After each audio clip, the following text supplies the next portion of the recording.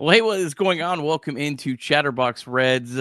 Brought on the boss, Trace Fowler, to mourn the loss that we never had of Kyle Schwarber signing with the Philadelphia Phillies. Trace, my friend, how you doing? Yeah, last time I was on here, I was making a plea, telling everybody that there's a puncher's chance here. It probably isn't the highest likelihood of things to have happen, but it's something that felt possible, felt reasonable. I know we got made fun of in our group chats, Nick. I know that there were certainly Phillies fans and Philadelphia people that were in my mentions today, making fun of me, thinking that we ever had a chance. And like I said, maybe I'm naive. Maybe I had blinders on. Maybe I felt like there were more things at stake than just the dollars and cents.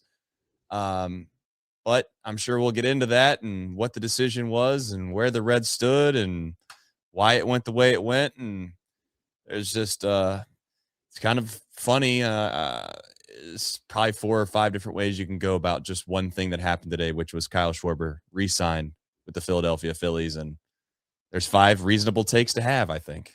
What were you doing when you heard the news? I'll tell you. So I was holding a kid, which is pretty much what I do for the most part. And I gotta be honest, I was literally thinking about Kyle Schwarber. I think at that moment, man, I feel like the most optimistic about this happening. And I swear, I not had that thought. And 10 seconds later, boom, there it is.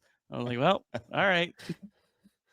I was doing something random. I got the text in the group chat of Reed Mouse of all people that said, "Sorry guys."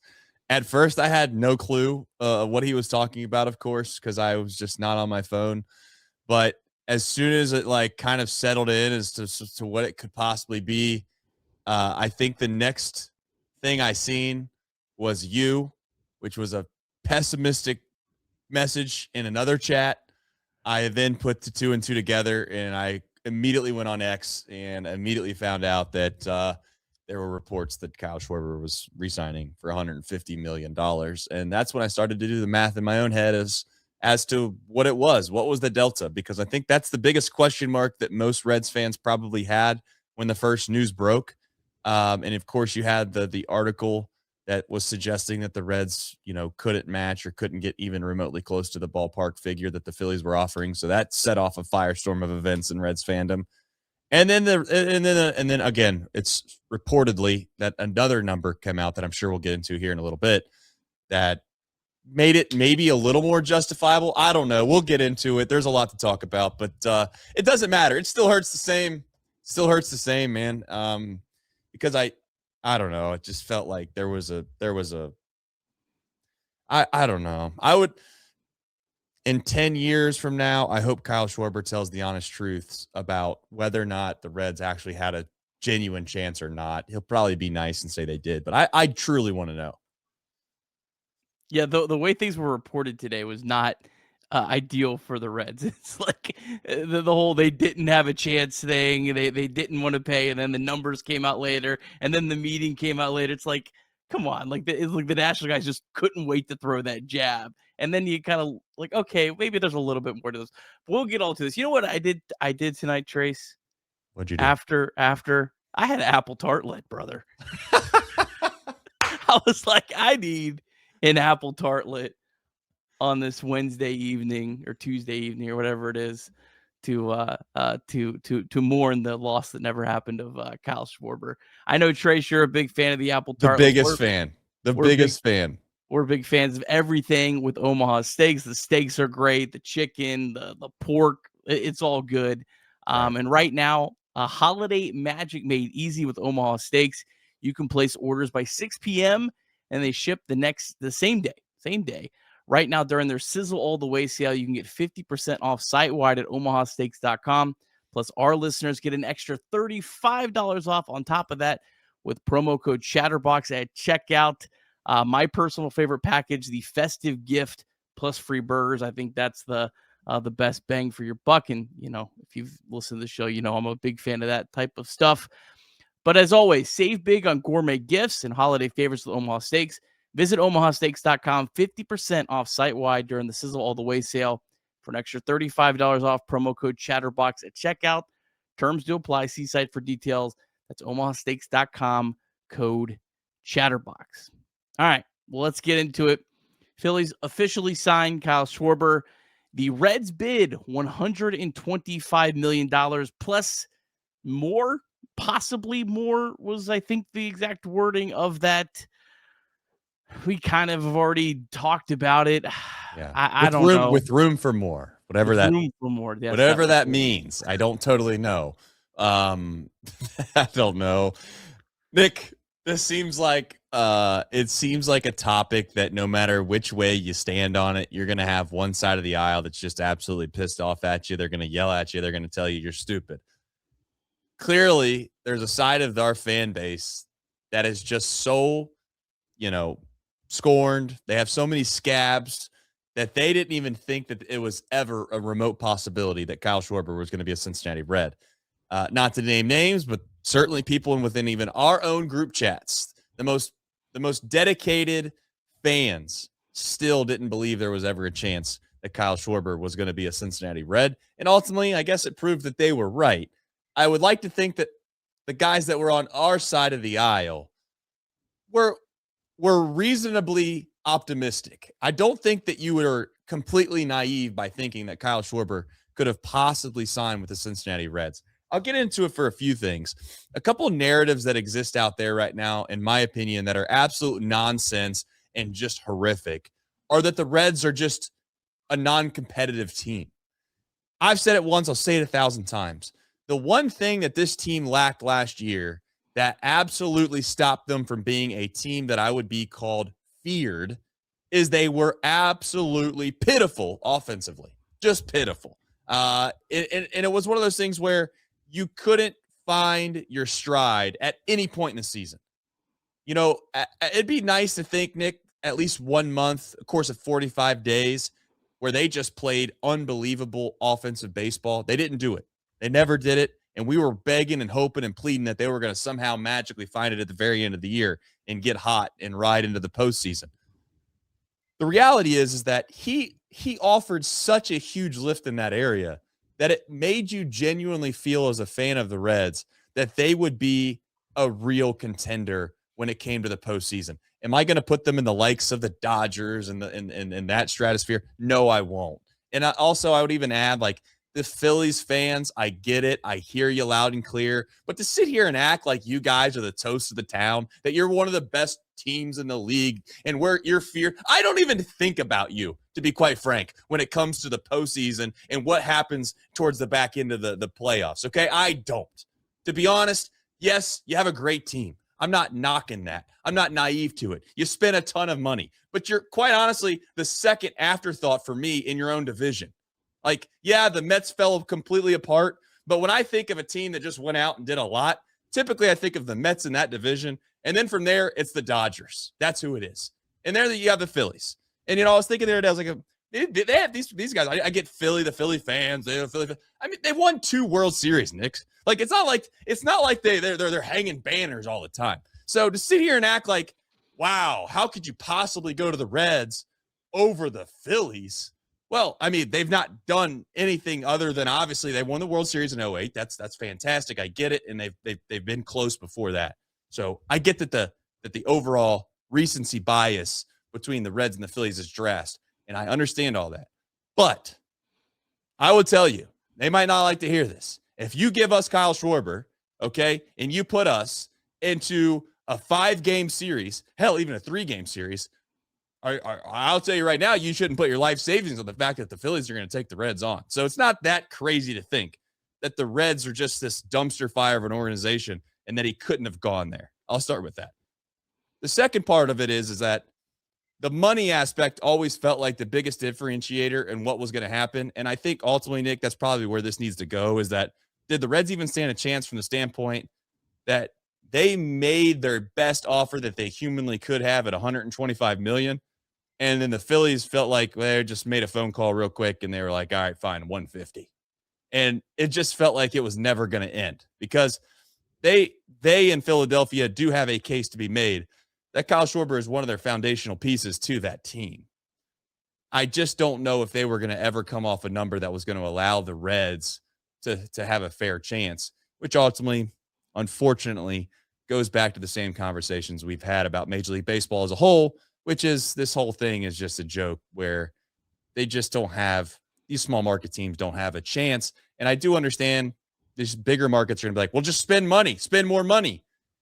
Again, the people that are saying that have no business acumen. They have zero clue how to run a budget. They have absolutely no reasonable understanding as to why a small market team can't do that. And if you want proof, go out and really dig, do your research, and be educated for once, and go out and look at the San Diego Padres, who did go out and spend a ton of money, and now they're in debt up to their eyeballs, and that family is going to have to sell that organization and that franchise because they can't afford it anymore. So, and last thing I'll say is if you can't afford it, that's a whole nother conversation, Nick. Maybe that's a topic that's probably going to live in 2027 because let's face it, we'll probably have time to talk about things like that then. There's a million different ways you can kind of dissect this whole thing. I guess I start with this. Like, imagine if I told people a month ago the Reds were going to offer Kyle Schwarber $125 million. They would have laughed at me. Oh, Right? I mean, like, can you even fathom that was a possibility a month ago? And I'm sure there's some people that listen to this right now that they weren't serious about that. I do. Maybe you can call me naive, whatever you want.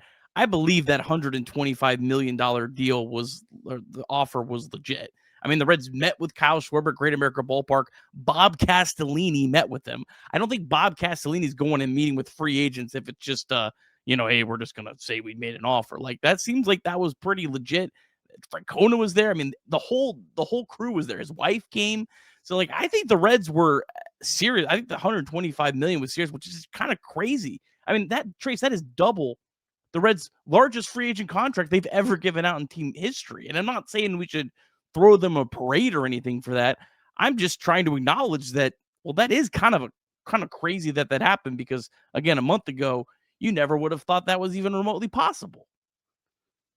I think it showcases that two things, and you could make an argument for both ways. You could say that it looks and sounds crazy that the franchise or the ownership group, whatever you want to call it, came out and willingly admitted that they could kind of do these types of things if they really wanted to. But then on the other side, I do think that this was a little bit of a unicorn situation. And I'm not trying to be a shill or cover for the front office or anything like that, but I do think they could go out and sign a player with closely resembles the production level that Kyle Schwarber would add from a wins above replacement. Sabermetrically speaking, the Reds could go out and get two players that are at the higher end of the free agent market and or from a trade perspective. And they could probably, from a wins above replacement standpoint, fill that void that they didn't get with Kyle Schwarber. And the fan base, to be honest, is not going to be nearly as excited or care one bit. So I do think that the whole selling the tickets and having the Kyle Schwarber hype and maybe rejuvenating this fan base, all of those things are very, very, very fair. And I think that's why they did it. I think that's why they kind of extended their budget or opened up maybe a little bit of a credit line that they didn't think they'd ever possibly consider using to try to get this done. But the reality is it just didn't seem to work out. And now that's just like, well, back to business as usual, which, I guess is a topic of conversation that, to be honest, I feel like internally the diehard Reds fans have had this conversation, and we've done this so many times that it just feels like it's a waste of space and a waste of time to have that discussion about ownership groups in baseball right now and whether it's fair or unfair and whether they have a chance or they don't have a chance. It just doesn't seem like a fun conversation to have. But the truth is we can all agree that something has to give at some point. But for the time being, it sucks that we didn't get Kyle Schwarber. I'll leave it at that. Yeah, I do agree with you. This was definitely a unicorn situation.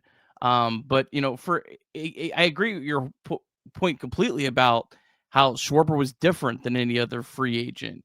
He was different than like the Kyle Tuckers of the world because you were able to get him for only 5 years. You don't have to go 8-9 years. This was a short-term fix that actually legitimately fills your biggest need. And he has all the extra juice that makes him attractive, that does sell more tickets. Like Josh Naylor is a really good player. I think you can make a case that Josh Naylor would be a better fit for the Reds because he can actually play first base at a slightly above average level. He's younger and he signed for less money, signed for $92 million. But there's no way Josh Naylor brings anywhere remotely close to the same interest level in this team that Kyle Schwarber would have. So I think that's part of why the Reds were willing to go a little bit more outside of their comfort zone. And this kind of gets into the whole next thing, which was right after this, the report it could not come out any faster. I mean, these guys, they wanted to pump this out the second they could. Reds are out on any other big free agents.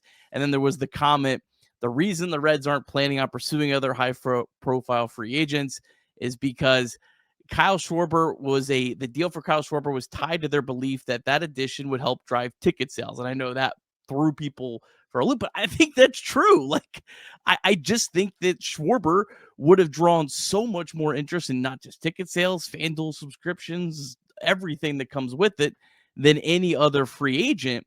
And I also, Trace, don't really think their willingness for Schwarber was necessarily as much about the payroll in 2026, because there's a pretty easy way to get $25 million, right? The Reds have $10 million more to spend, which is what's been reported, $5 to $10 million. So let's say that max $10 million. Let's say you trade Brady Singer and you trade Gavin Lux. There's his salary in 2026. It's that simple to create the salary. So the whole, like there was a clip from Nick Krall that came out talking on MLB Network Radio, basically saying, well, you're not going to spend that money that you had for Schwarber. I don't think they ever had the money for Schwarber. I think that ownership was going to say, all right, we're going to trust that you can move Gavin Lux, you can move Brady Singer, you can get that salary, and then we're going to put some faith that he's going to bring the ticket sales. I don't think that money really actually ever existed.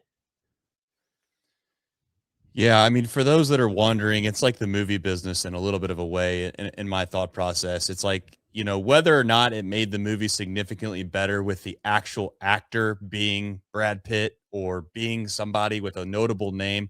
And I get the concept that Kyle Schwarber is not, he's hit a lot of home runs, yes, but he's not like a Aaron Judge. He's not Shohei Ohtani. He's not the face of the entire league. I'm not trying to put him in that category. But when you have a history of being from around here, and then couple that with the local media really pursuing this narrative and this angle, and it kind of heightened, I think, a lot of what I would call, not fair weather fans, but a lot of casual Reds fans. I think it heightened them to the concept that, oh my gosh, they might actually get him, and they start to dig into what he's done lately, and he's hit, the most home runs of anybody in the entire league. Oh, the Reds can't hit home runs. Wow, that would fix a lot of things. And then all of a sudden you couple that with the idea that he is a hometown guy. He went to Indiana. It just all added up to be like, this seems too good to be true. And of course, as they tell you, if it seems too good to be true, it probably is. And turns out it was. And he's not going to be a Cincinnati Red. He decided to take, essentially what was an extra $25 million. And I can't blame him for that. That's a lot of money. I mean, I was talking to my wife and saying, like, you can make 125 million, yes. But when you sit down and you say, okay, honey, like, we're going to take 150 million or 125 million. And as I said before, you start to talk about family and what you can possibly do with that extra money and who you can help and what foundations you might be able to help. It starts to change your thought process on saying, okay, this makes sense or doesn't. And I would say this as well. When you have that big of a discrepancy, it also allows you to start thinking about other things. And let's face it, Kyle Schwarber was probably like, if I went to Cincinnati, are we really going to have a chance to compete with these super teams? Probably not. In his mind, he's probably thinking, probably not.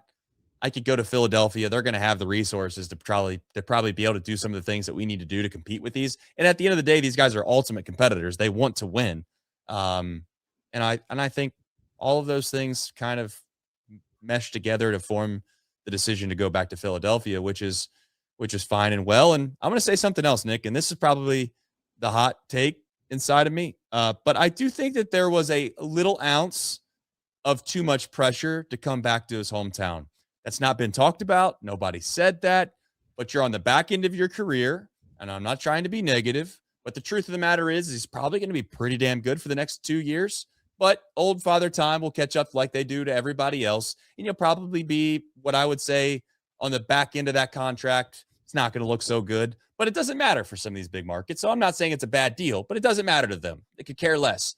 But in Cincinnati, if you're making a considerable amount of money and for 2 straight years, you're adding nothing to the team, it might sour, I guess, the overall outlook on that player. And you got to live here, or you want to live here for the rest of your life. That, again, I'm not trying to say that's the reason, but I definitely think that could be part of it. Do I think Kyle Schwarber, the competitive nature in him, was worried about all that? No.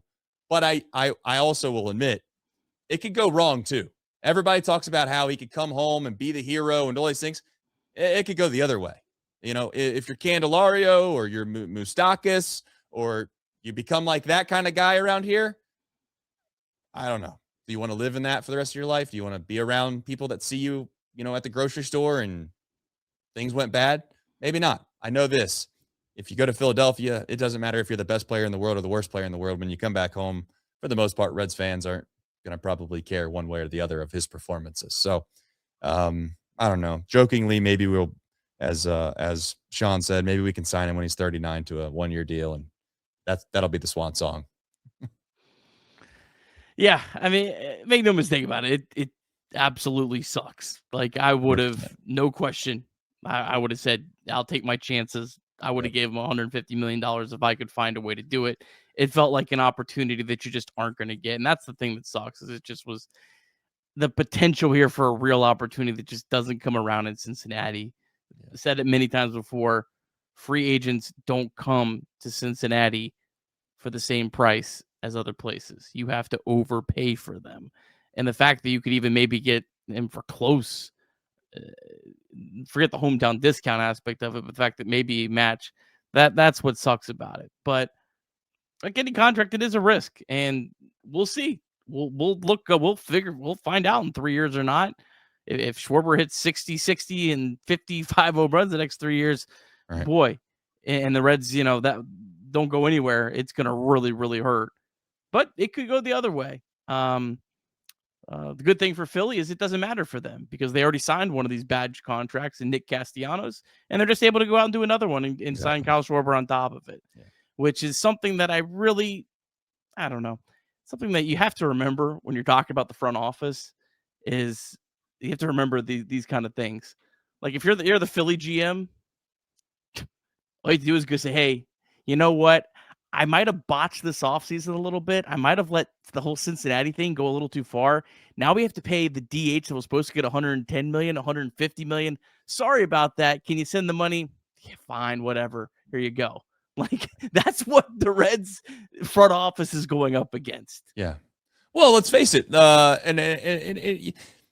You can't expect the front office to be perfect. I'm not suggesting that. But I will say openly that this is why when you do sign bigger free agents and they don't work out in the town, this is why the hatred comes out a little bit more than it would in Chicago or LA or Philadelphia or New York or wherever else, because it doesn't stop those franchises from making the next move.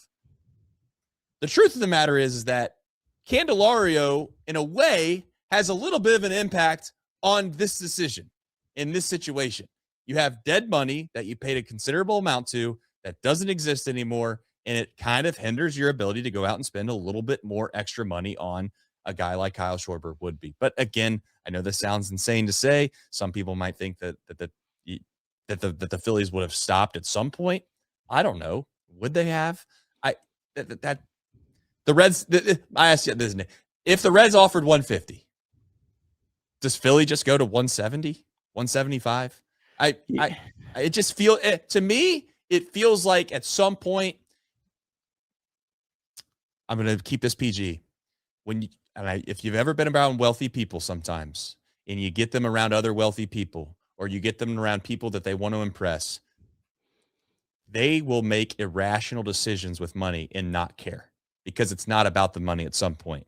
And I just wonder if they're ever gotten to a point where somebody in Philadelphia was like, we're doing what? We're negotiating with who? We're negotiating with the Reds? Really? Okay. well, let's just play that game. And then it just turns into, we'll do 200. I know it's a terrible deal, but I don't care. I'll just burn $50 million because we'll make it up somewhere. It was either that or the Reds just said we just not gonna have a chance. We're gonna bow out like we've come to the conclusion it's just no chance. Or Philly put a deadline and said this is our offer. We need to do this. We have a lot of other things we need to tie up. This is our $150 million. You have until this to accept it. Right. If not, good luck out there. Good luck trying to get the Reds to 140 or whatever you need them to get to 150, whatever. It's one of those two things. That's fair. I mean, at the end of the day, it's all speculation. It's all hypotheticals. And the truth is the Reds didn't get it done. It kind of feels, it feels as if as Reds fans, we always are trying to find the moral victory. And that's the part that sucks. We're always trying to find the avenue to go down to make us feel better. There's a coping mechanism that comes with it, I guess, as being a Reds fan. It's, hey, we got to sell these guys off at the end of their deal here because we're not going to be able to afford them in free agency. We can try to get back some prospects and we can hang on to those prospects until they don't work and we can go to the next prospects. And ultimately our hope lies that when we do get in that window, we'll go out and make something happen. And I don't know about you, Nick, but I watched the pitching staff last year that seems to be in a window. I don't know what windows are, but if we're talking windows, it seems like we're in one. And we had an opportunity to make a really big statement and we fell short. And I guess, for a business that doesn't really do moral victories, it feels like that's kind of what we find ourselves left with more times than not. All right, the last topic on Schwarber, the last, I guess, point of discussion here is just, I guess the fan fallout at this point. It's going to be tough for the Reds, and this is the thing that it was the thing that gave me the most hope. It was just like the Reds are really going to go down this path, and not because at any point the Reds could have said this is not going to happen. This is almost for surely not going to happen. We're just doing everything we can. Like they could have put that out there, but they never did, and now they're going to have to deal with the repercussions, fair or not. I'm sure there's some people in the Reds organization that are saying, what the hell? We just made our best offer times two, and we're getting absolutely run through the coals. And I understand like that perspective. I also understand the perspective of like, you've done nothing. Like you can't make this. I understand everyone's perspective here, but there's not really much they can do this off. I mean, there's maybe a few moves that can, get some excitement out of some people. There's going to be a certain portion of the crowd that is not going to be excited about anything. What I'll say is this. Ultimately, it's just going to come down to they're going to have to win games. And my God, I hope they get off to a good start. There's going to be a lot of pressure on Francona, on this team to play well. Because winning cures all. I mean, the vibes, if you think the vibes are low right now, they were way worse in April 2022. I can assure you of that. And within a year, it was completely flipped. So the Reds come out, they're 20 games over 500 in June. The whole town will forget this whole thing happened. But if they struggle through the season, this will just constantly get brought up. The only way to cure a lot of the fans that I think that have come out of the woodwork, if you want to call it that are very, very probably outspoken at this point in time right now. The only way to win them back anyways, Nick, is to win.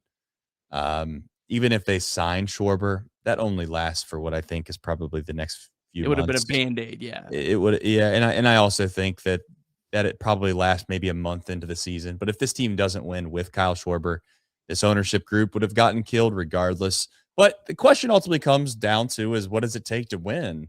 And when you add guys like Kyle Schwarber, that helps a lot.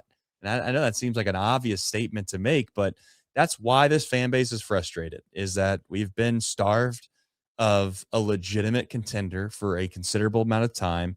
And the gaps between when we actually have had a chance have been far too wide. Give the 2012, a little bit before that, but you get the 2010 to 2013 era of the Red. They deserve their flowers. Like that was a really good, solid, good baseball team. but we've been starved since, and we're starved long before that. So I guess the question ultimately comes down to, Nick, in my opinion, is that they're going to have to do one of two things, and you've said this 1,000 times. They're going to have to not care what the fan base says, stick to their guns, and make bold, aggressive, futuristic moves that are going to give them the chance to have 4 or 5 Noelvi Martes that have a chance to come through the system together, that give them a chance to have 2 or 3 great perennial all-star players on the team at once to give you a legitimate contending team. Or you're going to have to not swing and miss on opportunities like now and then go trade for a couple other what I would call core pieces, have a 2 or 3 year window to where you're going to be probably pretty damn good, and then be bad for 3 or 4 years and try to recoup your grounds in those 3 to 4 years and do it again. A la Florida Marlins, I guess, back in the day. They've just unfortunately stuck it right in the middle. And I don't know if they're ever going to change, but we'll find out and we'll see. And some of those are going to be trades that they have opportunities to make this offseason and moving forward. And it already sounds like they've decided that they're already shutting the doors down on the piggy bank, Nick. They're not going to go out and really sign anybody to a major deal. And all these major market fan bases are laughing in our face and telling us we're stupid because our ownership group came out and said they can spend $125 million, but they're not going to anymore because it's not Kyle Schwarber, which I get that perspective too. I don't know. Maybe I'm an idiot, but we just kind of went through the whole depth as to why we thought that they were willing to do the 125. And I can kind of reasonably understand why they're not going to do it now. All right, well, we'll be right back. We're going to go run through the list of who's next, who the Reds could possibly get, some good names thrown out by C. Trent, Jeff Passan, and Mark Sheldon. We'll kind of run through those quickly. First, a quick word from our sponsors. Deep South Commodities is a proud supporter of Chatterbox Reds and our Deep Drive of the Day, and DSC is a leader in renewable commodities for biofuel production, specializing in used cooking oil collection, aggregation, and sales. Visit www.deepsouthcommodities.com for more information. Thanks as always to our friends at DSC. And we also want to remind you that you can call or text 988 anytime, day or night. The 988 Suicide and Crisis Lifeline is a place to get support for anything related to mental health. Whether it's an immediate crisis, simply wanting to find out how to connect with care, or anything in between, it's a 100% confidential, secure, and anonymous way to reach out for help when you don't know where else to turn. To connect, call or text 988 or visit mantherapy.org to get help. It's okay not to be okay. Always good to hear from 988 on a night like tonight, Trace. Yeah, unfortunately. All right, Chase, I'm going to read through a whole bunch of names. I'm sure this is probably at least the people that want baseball talk. This is what they're asking. Definitely. All right, where are we going next? What do we got next? Well, let's lick our wounds.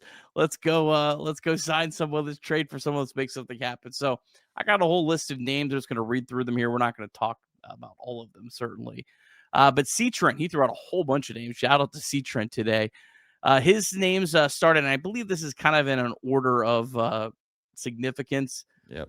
Ryan O'Hearn, Marcell Ozuna, Rhys Hoskins, Eugenio Suárez, Miguel Andújar, Austin Hayes, Rob Refsnyder, Max Kepler, Mike Yastrzemski, Jesse Winker. He had trade ideas of Ketel Marte, Yandy Díaz, and Jake Meyers. Jake Meyers was reported day before yesterday that the Reds were showing interest in. So there's actually some more substantial reporting on that.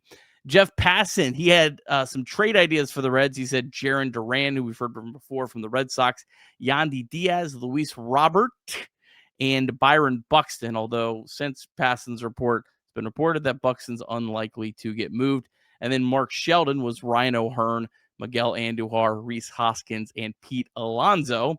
So if you're keeping score at home, the common names that were listed by two of those writers are Ryan O'Hearn, Rhys Hoskins, Miguel Andújar, and Yandy Díaz. Trace, of those names, who are some that maybe stand out to you?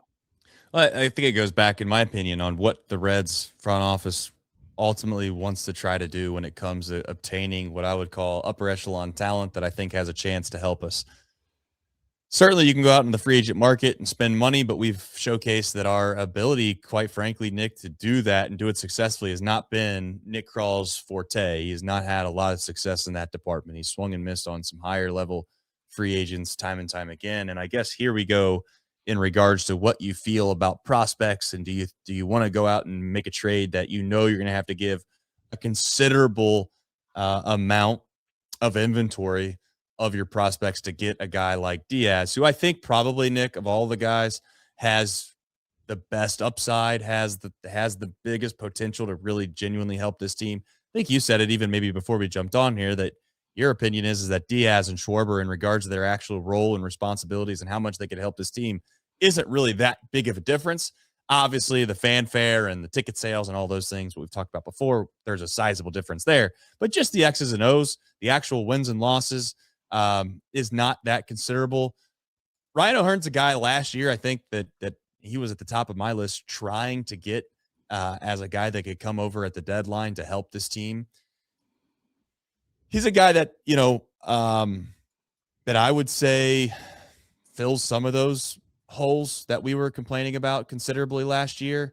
But again, what's he asking for? My guess off the top of my head is probably 12 to 15 million a year, 3-year deal. I don't know if that meets the demand of what the Reds said they were willing to do, considering they said they only had about 10. I think the idea was like 10 to 15 for the whole entire free agent market itself.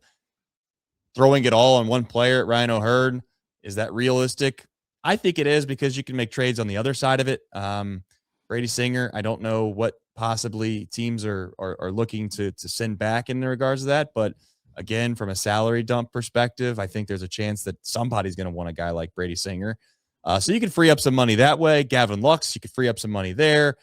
Gavin Lux is an interesting one. I don't know how much we go into depth of that, but it just seems like a guy that's a good player. It's like, he kind of feels like, to me, a player that if you had a good amount of money and money wasn't even really a concern at all when it comes to building the makeup of your team, he's a good guy to have around. He's a good utility guy, or a guy that you can kind of plug and play sometimes in the DH. Maybe if you have to sneak him out there at second base every so often, you could during some day games when you're trying to get guys some rest or whatever it is. The truth is, though, is that he fits perfectly in that situation. I don't know if he fits perfectly in the Reds mold with how much you've got to pay him. But that could free up some money as well, is what I'm getting at with Gavin Lux. If you put me to it, I just take O'Hearn, because I know I'm not giving up any prospects, and it's just money. And that seems like the safer bet. And I also, I was just trying to do some digging here. It's one of those situations where I get, he's had some situations where, I don't know, he's been pretty healthy the past few years. Are you buying too high on a guy? I don't know, but he is quite literally the one thing that we were all asking for last year. So you have I don't know if you've already shared this, but you have one in specific that you feel good about? Yeah, O'Hearn's probably the one that right now, again, yeah, I'm with you. I certainly would prefer not to give up a bunch of prospects. If you get Yandy Díaz and it not be too crazy, just hard to see swinging a trade with the Rays that's not exorbitant for a player that good. I mean, he legitimately, I would, you trade for Yandy Díaz, Right. I'll be the guy trying to preach to people, hey, look, the drop off between him and Kyle Schwarber is not that big. This guy is a massive impact bat. It's just how much you'd have to give up for him. I don't know. Ketel Marte also would also fit that bill, but I think you have to give up Hunter Green for him. And it's like, at that point, what are we doing? Like, it's Right. it's like, yeah, you got better, but you got way worse in another area. So O'Hearn, to me, I mean, you do O'Hearn, you trade Lux, you pretty much have that, and maybe you have a little bit left to go get a bullpen arm, another bullpen arm. Rhys Hoskins also feels like a real possibility. I think projections for him are about only 8 to 12 million. Probably get him on a 1-year deal. Guy that would be kind of on a little bit of a prove it. He's had a pretty good career. Wasn't bad last year. I think he had a 103 WRC plus. Wasn't bad. You could certainly see him benefiting from Great American Ballpark.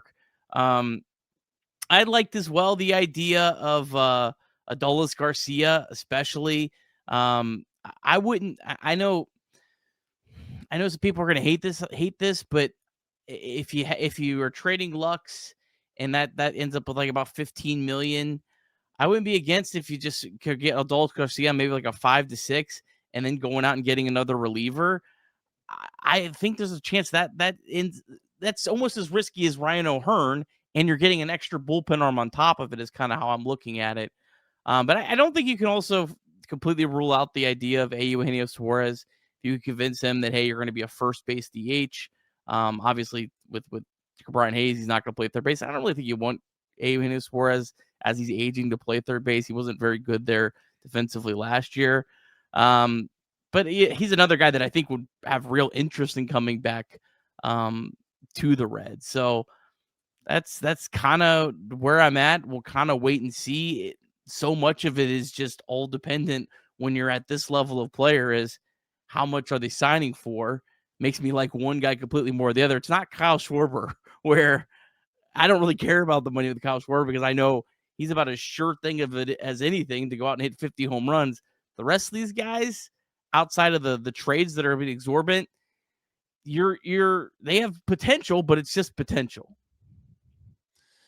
Yeah, and I also think Suárez, you're getting to a point in his career, where it just feels like there's going to be a drop off, and these things usually aren't slow declines; they're cliffs. And I hate to say that, and I don't mean to sit here and keep on telling people, hey, we don't want that guy anyway. He's getting old. He's probably not going to be that good.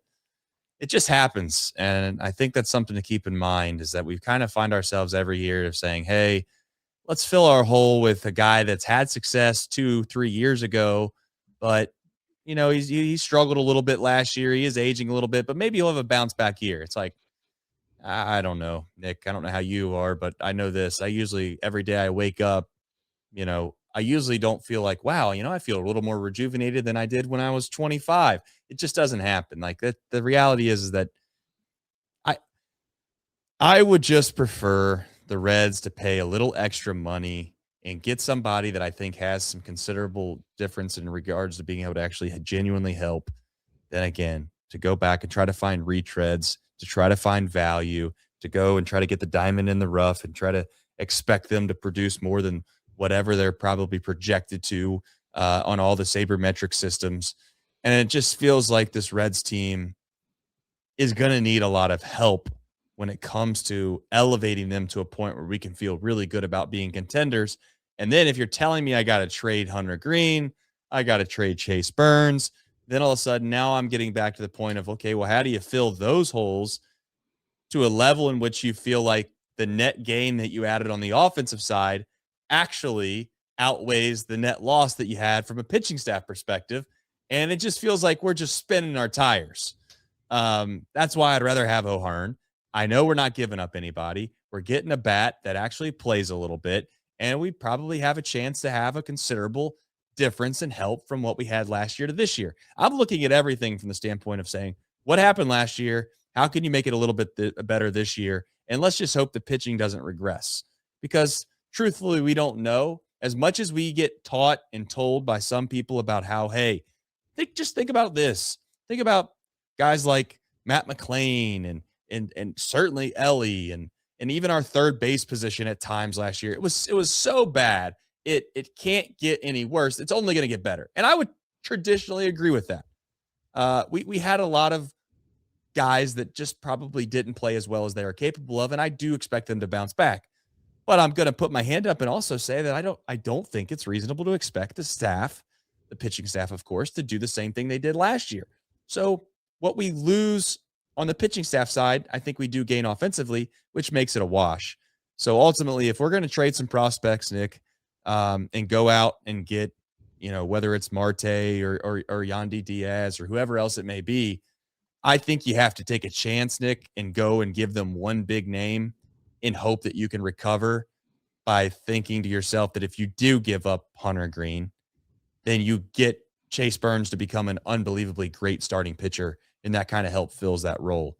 I don't want to get in the position of sending 3 guys over for one guy when I know in my heart of hearts that one of those 3 guys isn't going to going to end up being a very valuable piece for somebody in 2 to 3 years. And I think that's possible with the pressure that I feel like maybe this front office finds himself in, with the fan base being so upset, which they shouldn't care. And maybe they won't. Yeah, I think with Brady Singer, I know he's probably a lightning rod right now just because he has so much salaries on 1 year. You can move him and use that money well. I can stomach trading Brady Singer, but I better be getting a pretty surefire impact bat, not in a trade for Brady Singer, but with that money that you're saving somehow. Either you're trading for a player that costs a lot of money or you're using that towards a contract. Just because I just don't think enough people are remembering, one, that you're losing over 200 innings between Nick Martinez and Zach Littell, like 200 innings that you lost. And Brady Singer is the only guy on your roster that has been able to stay healthy for a whole full 162 game season. I would just hate to rob from what got the Reds to the playoffs. Let's not forget this was a playoff team in 2025. The only reason they made the playoffs was because of their pitching, and you're going to lose Singer, Martinez, and a couple months of Littell. That's a lot of pressure on these guys that haven't proven that they can stay healthy or pitch a full season. I think a lot of this comes down to the fact that they better guess and they better be right on Rhett Lauder. If they think that Rhett Lauder is going to be a guy that compete for a starting rotation spot and be the guy that he was at the end of what was, I guess, the 2024 season, if he's that kind of guy, then you know what? It gives them some flexibility. It really does. The issue ultimately lies in the fact that, unfortunately, we got a few guys that you can't rely on. I don't. That's who I'd like to trade. I don't know. I don't know if people are on board with that. I wanted to do it last year. I'm willing to do it again. The guys like Nick Lodolo, you gotta see if you can't fleece a team, and they think they're gonna get the prime version of Nick Lodolo. And I hope I'm wrong. In fact, I'll start doing this to make it sound like I'm an idiot. But at the end of the day, I'll actually win if he proves me wrong.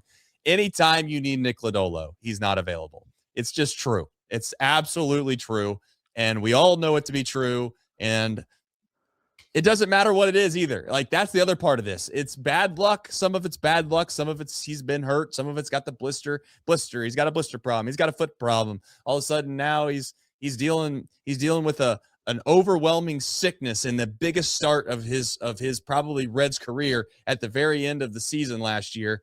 And all of a sudden he's just not available because he's got who knows what. I don't know. He was sick. That's all I remember. He was sick. He was at 105-degree temperature in his bed. I don't know. My point in saying it all is that I just can't trust Nick Lodolo. And if they trade him and it means that we're actually going to get something in return that's going to help us offensively, I'm willing to roll the dice with Rhett Lauder. I'm willing to roll the dice with Chase Burns and say that Hunter Green hopefully can find a way to rebound. And you know what else I would say too? It just stinks. Absolutely stinks that on the day that we don't get Kyle Schwarber, I have to look at my feed and I see with my own two eyes that it says best fits for the top potential MLB pitching trade candidates, David Schoenfeld, December 9th, 2025. For those that are wondering, that's yesterday. And lo and behold, the third guy on the list, Hunter Green. And not only did they say that, then they suggested that we were going to trade him to the Los Angeles Dodgers, who, oh, by the way, they just decided to shore up their bullpen with, let's just get some depth at that spot. We'll go get Edwin Diaz. No problem. One of the biggest probably signings in Reds history if he actually signed with the Reds for that amount of money. But instead, it's just ho-hum out there in LA. They could just do whatever they please. So I know there's a little sarcasm there. Some people are probably like rolling their eyes, but it's just so tiresome. So tiresome is this offseason stuff when it comes to some of these franchises. Yeah, Edwin Diaz coming right after. It was too perfect. Like, yeah, thank you. Yeah, great, fantastic, love this one. Golly, kick the man while he's down. They tried Alexis last year and said, you know what, we want Edwin. Yeah. It's almost like they have the money to be able to send Alexis out there just so they can treat him nice and tell him, hey, just so you know, maybe this offseason, could you put a good word in us for Edwin? And then all of a sudden, there you go. It's like, They were playing 4D chess. They weren't even worried about the production of Alexis. They were trying to make the inroads for Edwin. Oh. Well, this is fun, Trace. Yeah. If you're calling this fun, boy, oh boy. Boy, oh boy, are we having a really, really tough time around here, folks. I'll say this: as pessimistic as I could be sometimes, and as big of a punch to the stomach as Kyle Schwarber signing with the Phillies was, the Reds still have an opportunity to make some meaningful moves that I think can get them to a spot where they genuinely will have a chance to compete for, unless there's an asterisk here, unless we have some ridiculous stuff happen in this division like we did last year. I will openly say maybe not. So whether or not they're competing for the division or the wild card, I think that we would actually be playing once again meaningful baseball towards the end of the year. And for a lot of us Reds fans, that's what we hope and wish for. And I think it's very possible. Whether or not it happens, we'll see. But Kyle Schwarber, it's a coping mechanism, I know. Because if we signed him, I'd be telling us everybody we'd be going to the World Series. But the truth is maybe it wasn't meant to be. Maybe there's a silver lining here somewhere. Maybe it gives the Reds the financial freedom and flexibility to go out and make a move that they wouldn't have been able to do in 2 years when they actually have a chance to win the World Series. Is that coping? Yes. Is that a spin zone? Yes. Is that what everyone wants to hear? No. Am I completely understanding that I'm making stuff up to make myself feel better when I go to sleep tonight? Yes. But that's what I do. And you should try it out if you're feeling down, because it's the only thing we can do, Nick. Trace, tell the people about 513 Golf. You got doing a whole marathon this week. Yeah, well, we had a stockpile of videos that we were like, how we need to get these things out. Obviously, we can't just let them sit here for a full year. So yeah, this week we just decided to put out a video every single night, 6 p.m. A new upload hits the YouTube on Chatterbox Sports, and we got some good ones. I think we saved the best for last. So if you're listening to this, what would be, I guess, on Wednesday? Wednesdays is good, but Thursday at 6:00, if you're bored, got nothing to do, you can check that video out. And then we have some more news heading into 2026 on obviously some of the other stuff. But we'll see. I'm interested in see what happens with the Reds, obviously, and I don't know. Is this why men don't date? Sometimes is this why men too don't scared date? of getting hurt? Yeah, too scared of getting hurt. You're just like, why did we do this? We took the date. The date went so well. We went on another date. It went so well. We got our hopes up. We opened our heart. We told her how much we loved her, and then she just walked right out the door and said, "Nah, I'm sorry. I'm gonna go back to my ex." Staying right in Philly. I mean, God. Just the most disgusting fans, too, just the most ridiculous fans. I mean, they have thrown snowballs at Santa Claus, for God's sakes. Well, lots of other content. Lots of other content here on Chatterbox Sports. Be sure to check it out. Chatterbox Bengals off the bench, 10 a.m. Stone Shield, so 11 a.m. every day. Links to all that in the episode notes below. If you could do us a favor, like this video if you're watching on YouTube. Hype this video. It's a new YouTube feature. We'd appreciate if you do that as well. And then if you're listening in podcast form, be sure to leave us a 5-star review. We'll have all kinds of content. I think on Friday, I got a brand new video and podcast I'm going to post talking with Jesse Borek, who was out in the Arizona Fall League. I was hoping to get that out last year, but then Schwarber news broke, and I had to get to that right away. So, but we'll have that. Really cool stuff. He talked a lot about Alfredo Duno and some of the prospects in the Arizona Fall League. So look out for that. And of course, we'll be here when the next news or rumor or someone scratches their head happens. Trace, appreciate you. Appreciate you, Nick. You've done an excellent job all offseason, obviously, and you're the best, man. You're the best. So we'll see if we can't find a way to make this fan base get excited again. I'm not sure how we're gonna do it, but we'll figure it out. We'll rally. We always do. All right. See you later. Go Reds.